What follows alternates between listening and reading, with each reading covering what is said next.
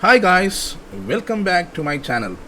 So I hope you have already watched the introductory videos of this channel.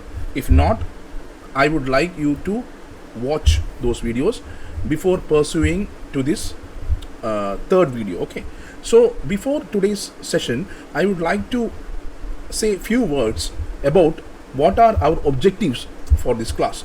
One is for regular medical students to make community medicine more easier. Second, to make a community medicine a more productive subject for the country of India.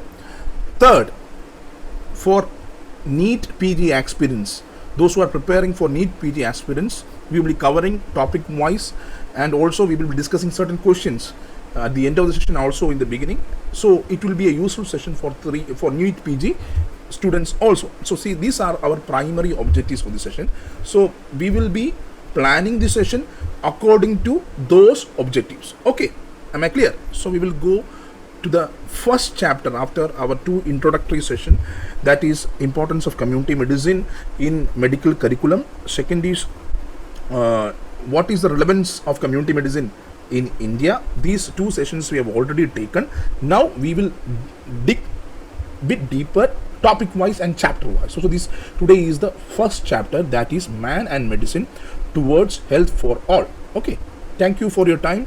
Let us go. So these are certain questions which were asked for Neet PG sessions previous years, like pioneer in the concept of specific protection by immunization was James Lind is known for. First true epidemiologist is who is regarded as father of modern surgery. Father of evidence-based medicine is dash. Father of Indian medicine is. So these are the questions.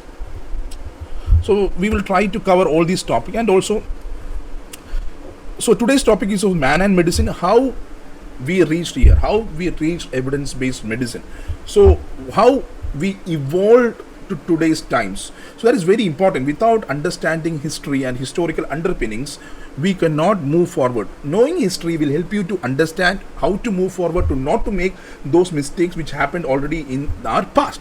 So today's session will cover medicine in antiquity, traditional medicines, origins of modern medicine, what is evidence-based medicine, and Miles Thompson's modern medicine. Okay, these are our sessions for today.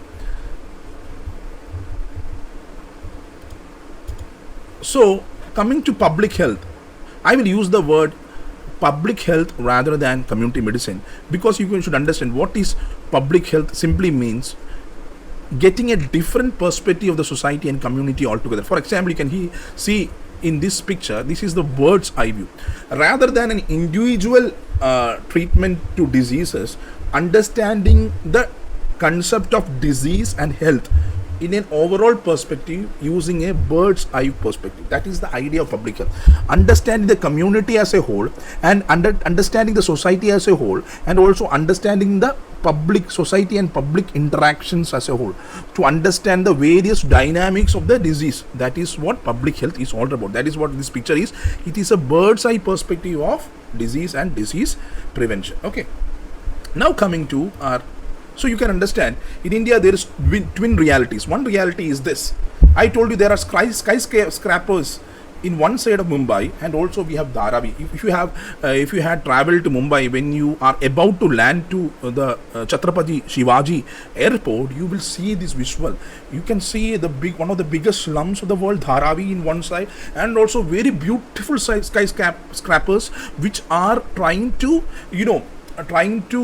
take on even New York City. The skyline is very beautiful, but in one side we have Dharavi. So this is the twin reality of India. This can be only viewed in terms by using the public health perspective concept, not by, if you are a clinician, you are rather not concerned, you are only trying to understand diseases by a different perspective, for a selfish perspective, with a selfish perspective, then you are not worried about this here. Why you should be worried about this twin dual reality of India? In one side we have very high skyscrapers, the inequality is very huge, which cannot be seen in any part of the world. Multi-millionaires and billionaires living in one part of the city, poorest of the poor of the world living in another part of the city. So these are the twin realities of India that you should know. This is example of Dharavi in Mumbai. So coming to what is public health. Public health is the science and art of preventing disease, prolonging life, and promoting health through organized efforts and informed choices of society, organization, public and private communities. And this definition is very important for it. Public health is it is a science. It is a science. It is a science of what? It is a science of doing something, or science, and also it's an art. It is a science as well as it is an art. Why I am saying it's an art? Because I will tell you why it's a science and art of preventing disease, prolonging life, and promote. 3 P's you should remember. One is prolonging, preventing, and promoting. 3 P's of public health. How we are going to do this? It is through the organized efforts and informed choices of the society, organizations, public and private communities, and individuals. So first of all, I have already elaborated what is the role of science in modern medicine. You can see the introductory videos, the first video of this channel as well as the second video of this channel. You can understand what is science and what is the application of science in modern medicine.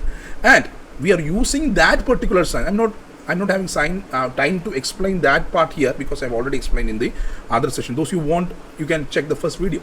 The science and art of preventing disease. One is preventing disease. Second is prolonging life. And third is promoting health.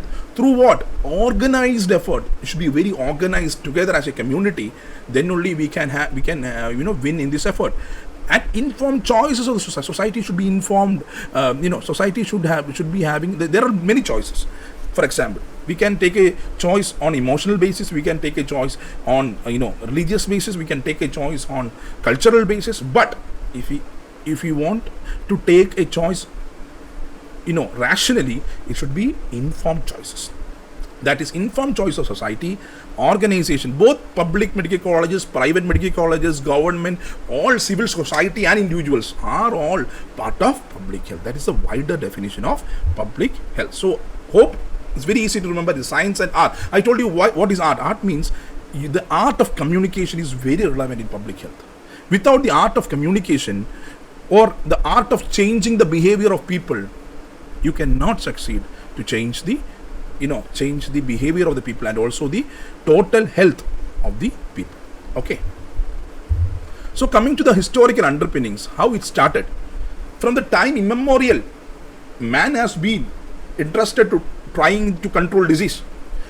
The medicine man, the priest, the herbalist, and the magician all undertook in the various ways to cure man's disease and to bring relief to the sick. So that is the main problem in the past, where most of the disease was attributed to magic or religion or superstitions.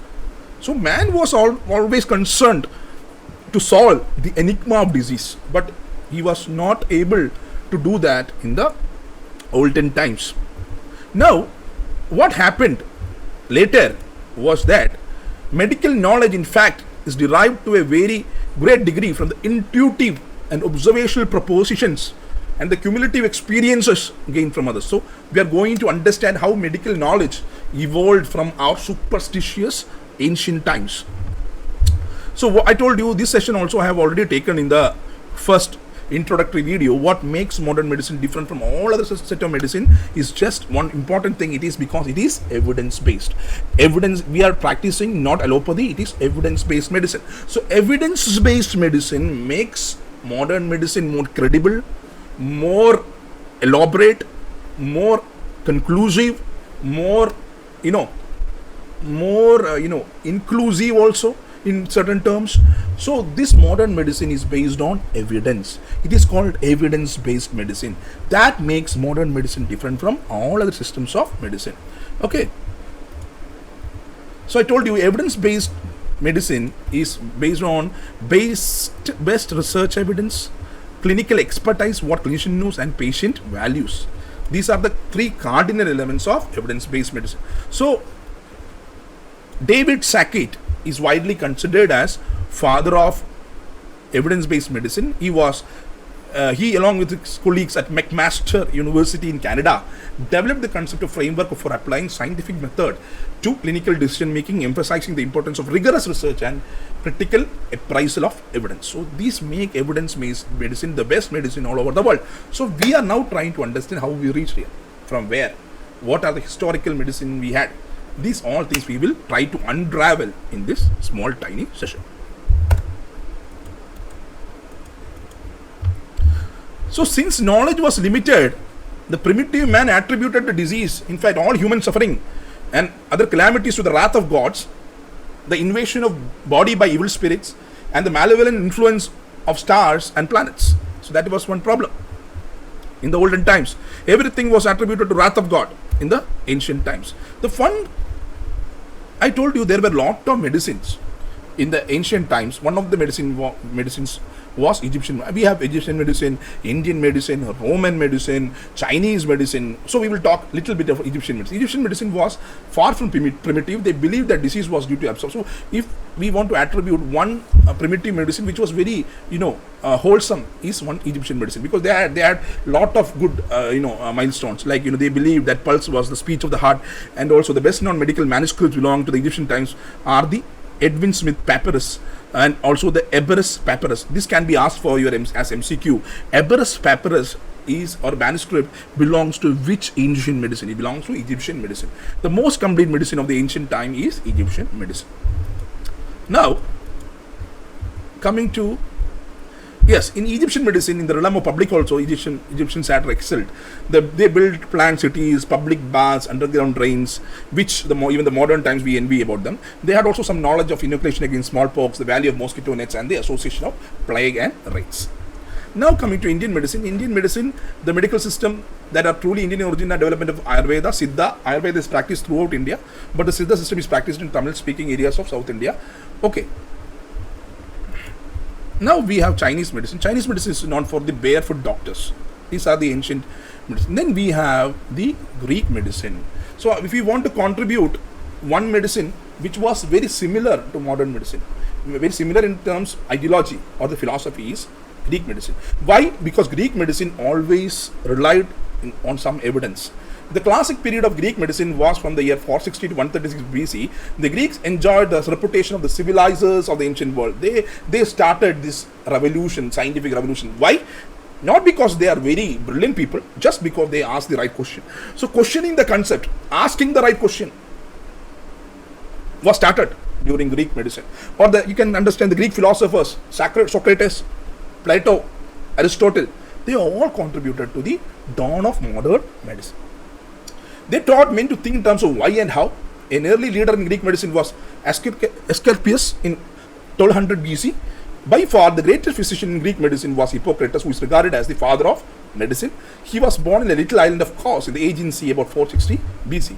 He studied and classified diseases based on observation and reasoning. He challenged the tradition of magic in medicine and initiated a radically new approach to the medicine. The new approach is the observation and reasoning. I've already told about observation and reasoning in the introductory session, how it was inculcated into the scientific methodology. Now, after the Greek medicine, there was a big dark age, wherein all areas were, covered by lot of superstitions and religions and lot of, pagan worship, this, that. Lot of superstitions was there during the dark age. The medicine didn't go forward. So I told you the most, a medicine, if we could say, which is most similar to modern medicine, was Greek medicine. Okay. As I told you, after a long year of darkness, there was a dawn. I will always say, darkness is not permanent. There is always light at the end of the tunnel. Likewise, there was a new dawn, that is the scientific medicine. After a long years of darkness, a period following 1500 AD, marked by revolutions, political, industrial, religious, medical. Political revolution took place in France. The French Revolution, the American Revolution, people claiming their rights. So man started to ask questions, and also men wanted certain rights for their own.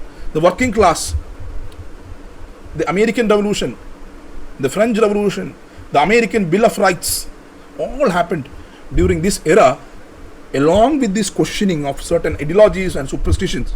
modern medicine also evolved side by side the political revolutions. So the pre-runner of the dawn of modern medicine or scientific revolution was Renaissance. I told you there was a dark age where nothing happened, no scientific discoveries. It was a very lame period, I would say. It refers to a period. What is Renaissance? Very simple. You have learned in your history classes. It refers to a period of European civilization and was marked by a revival of classic learning and wisdom. The Renaissance saw many contributions to different fields, including new scientific laws, new forms of art and architecture, new religious and political ideologies. So these all things, the Renaissance happened in Europe in this period of time, which led to the scientific revolutions. I told you in art and architecture, Leonardo da Vinci, the Last Supper, and along with all art, architecture, philosophy, everything, modern medicine also got a leap forward. That is, from many historians, a revival of modern medicine encompasses from the period of 1453 to 1600 AD. It was an age of individual scientific endeavor. Many scientists started to have an individual journey of their own to understand the enigma of disease, to solve the problem of diseases. The distinguished personalities during this period were Paracelsus of 1493 to 1541, who revived medicine during that period of time. He was born at a time when Europe stretched her limbs after a sleep of 1,000 years in a bed of darkness. Swiss-born Paracelsus publicly burned the works of Galen and Avicenna and attacked superstition and dogma and helped turn medicine towards a rational research. So I want all the medical students, all the PG seeking students to throw away superstitions and come into the path of rational research. So next, after this Renaissance, came the Industrial Revolution along with the scientific new dawn of scientific medicine, where a lot of slums happened, epidemic, etc., happened, and also rise of epidemics, cholera. And I've already told about Johnson and cholera in the earlier classes. You can search the other videos. The major milestone which happened during this period, which led to the rise of public health, was sanitary awakening.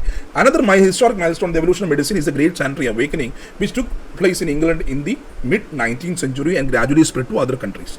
It has a tremendous impact because I told you the Industrial Revolution has set forth a lot of slums, cholera, hygiene problems in London. Actually, London and UK was an agrarian society. When it was industrialized, many working class population came and lot of people were living in very dire conditions. So to solve this problem, to solve the problem of these people, the science of public health started. It was none other than Sir Edwin Chadwick, led a lawyer in England to investigate the health of the inhabitants of the large towns with a view to improve the condition under which they lived. Chadwick's report on the sanitary conditions of labouring population of Great Britain, a landmark in the history of public health, set London and other cities slowly on the way to improve. So this was the first step towards a Public Health Act. Sir Edwin Chadwick, proudly a lawyer, he understood the problems of the slums and told that it is the responsibility of the state to solve the problems of its citizens, the health problems. It was Sir Edwin Chadwick. Proudly to remember his name at this point. And also we have already discussed the story of cholera and Jon Snow in the earlier session. I'm not going to waste time again by repetition. Chadwick's report focused attention of the people and government on the urgent need to improve public health. Filth was recognized as the man's greatest enemy, and with this began the anti-filth crusade and great sanitary awakening, which led to enactment of for the first Public Health Act anywhere in the world. Happened in 1848 in England. Now you know every country has. India has it, Pakistan has it, every country has a Public Health Act. Now coming to another great person. This can be asked for a Neet PG question. Thomas Sydenham. The great name in the clinical medicine is Thomas Sydenham, the English Hippocrates, I would say, who set example of the true clinical method. He made differential diagnosis of scarlet fever, malaria, dysentery and cholera. Sydenham is also regarded as the first distinguished epidemiologist. Now coming to, we can divide, now you know after all these developments after 16th, 18th century, lot of scientists have contributed, and now we have something called the modern medicine or the evidence-based medicine. Allopathy is a misnomer. So the dichotomy of medicine, mainly I would say it can be divided into three. Now I have written only two here. One is curative medicine, which focus only treating the disease. Second is public health or preventive medicine, which focuses not only on curative part. Yes, it's focused one side, curative part is there. On another part, preventing certain diseases from occurring, so that we can increase the life expectancy of the people and to make the lives of the people better. That is the importance of public health or preventive medicine. Then we have a sub branch of preventive medicine, that is social medicine. So socialized medicine we will talk in the further sessions. So coming to this great person, Pettenkofer, he is regarded as the first person to discuss the concept of the multifactorial causation. This is very relevant to today's world. When a disease happens, earlier it was this one particular thing causes a disease. Now we know there is a multifactorial web which causes a disease. It was discussed in 1890-1901, but he was not given that kind of importance back then, because germ theory of disease was very prevalent back then by none other than the great scientist Louis Pasteur. Now coming to what is preventive medicine. I told you preventive medicine is nothing but it's a branch of medicine distinct from public health. By definition, preventive medicine is applied to healthy people, customarily by actions affecting large number of people. I told you the first slide, second slide, about the Dharavi in India. Many places where people are living in very dire conditions. Interior villages of Bihar, interior villages of Odisha, interior villages of Andhra Pradesh, interior villages of Uttar Pradesh. So we can see people living in very dire condition. So the preventive medicine is the answer. Curative medicine along with preventive medicine is the answer for all these people. We should engage them. Yes, inequality should be removed. Now the early triumphs of preventive medicine was the bacterial vaccines and the antisera at the turn of century, which led to the conquest of wide spectrum of the specific diseases. The first milestone or the success, as we say, we landed in moon. Likewise, the first success of modern or the preventive medicine, modern medicine in particular, preventive medicine in specifically, was the elimination or eradication of smallpox.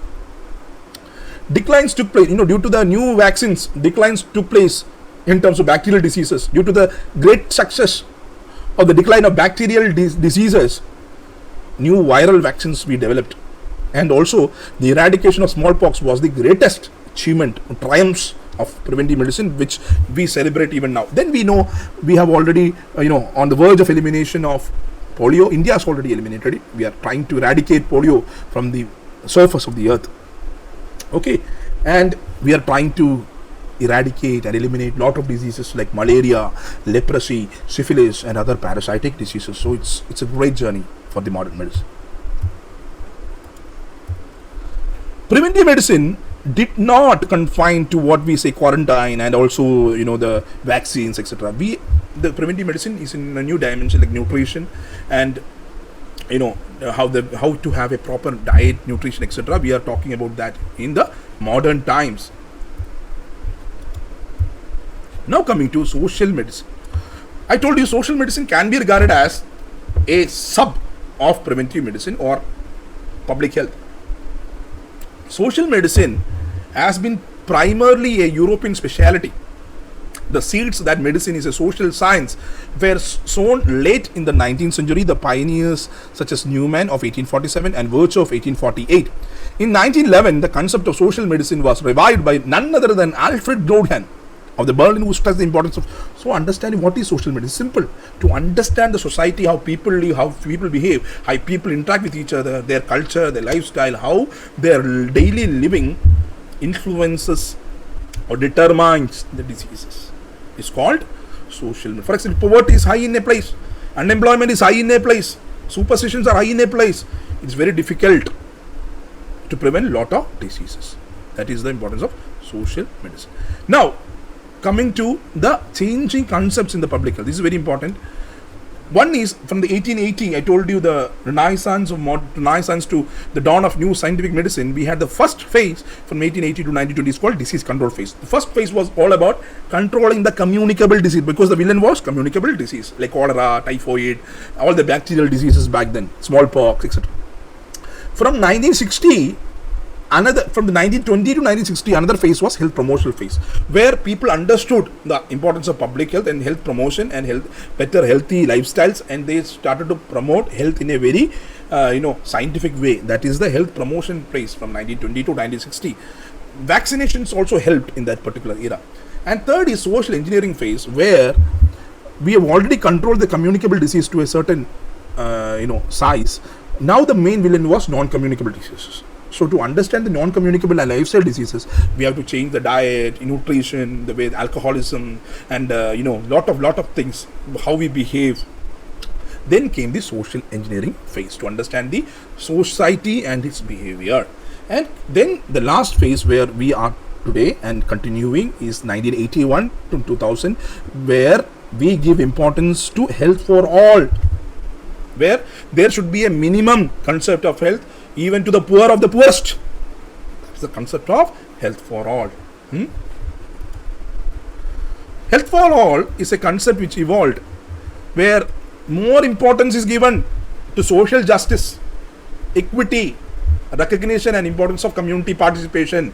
That social justice means what? Everyone, even the outcast of the society, should be included in the development. Equity means what? Even the poorest of the poor should be included. Okay.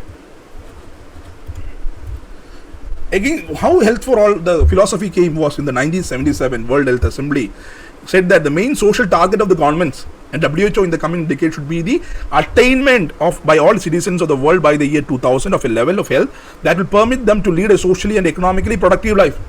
This culminated the idea of philosophy of health for all.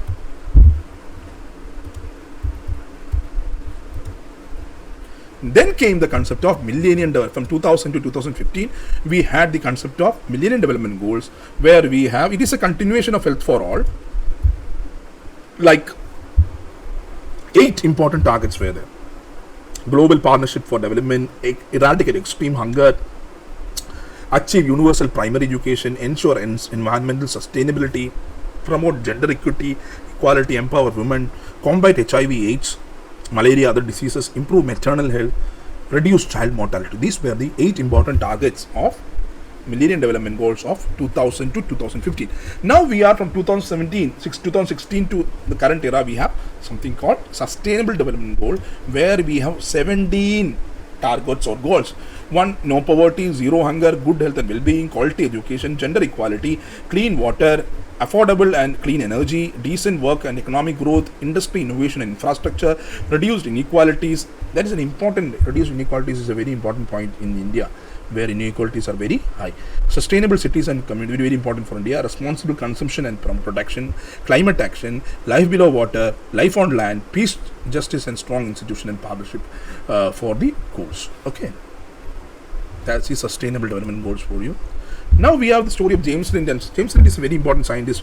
This is very frequently asked for your NEET exams. Where we have James Lind is a scientist who was very important in for the rational medicine. He found that scurvy was happening due to the lack of vitamin C. How did he do that? He did an experiment in sailors who went to sea, and so the sailors always had scurvy because they are lacking vitamin C, because they don't have any source of vitamin C in the sea. So what James did was, he was having this ideology. He thought that vitamin C or vitamin C rich foods was having some effect for scurvy. So what he did was, he divided the sailors into 2 halves. One half, 50%, he gave vitamin C rich food, and other half he didn't give, normal food without vitamin C. He found out that those 50% who took vitamin C rich food didn't have scurvy, and those 50% who didn't take vitamin C, they had scurvy. So he found out that vitamin C or scurvy is related to nutrition and vitamin C. Very important. Another milestone everyone should know is Edward Jenner and vaccination. Is importance to preventive medicine and modern medicine is, we cannot compare to any other doctor or scientist. I already told about evidence-based medicine, and some titles in public health you should remember is Dhanvantri is the Hindu god of medicine. This is for the exam. NEET PG. Shushruta is the father of plastic and cosmetic surgery or engine surgery. Hippocrates is the father of medicine, the first 2 epidemiologists. Charaka is the father of Indian medicine. Joseph Lister is the father of antisepsis. Ambrose Payer is father of modern surgery. Atreya is the father of first great Indian physician and teacher. Samuel Hahnemann, father of homeopathy. Dhanvantri, Hindu medicine. We have already covered this. Then we have. Okay, so we have covered almost the first chapter in this small video. You should, after this class, you should read the first chapter of the textbook of Park. Then you should write notes of your own from this class as well as from the textbook of Park. Then you will never remember this class and the topics taught today, never in your lifetime. That is what you should do as a homework, as a assignment. You should do that. Okay, thank you for your time. Thank you for watching this video. Please subscribe, like and share, so that this I can put in more videos for you. I can teach more videos for you with a different perspective in community medicine, public health, etc. And also for all those people, all those medical students who are in the remotest part of India, and also for the common people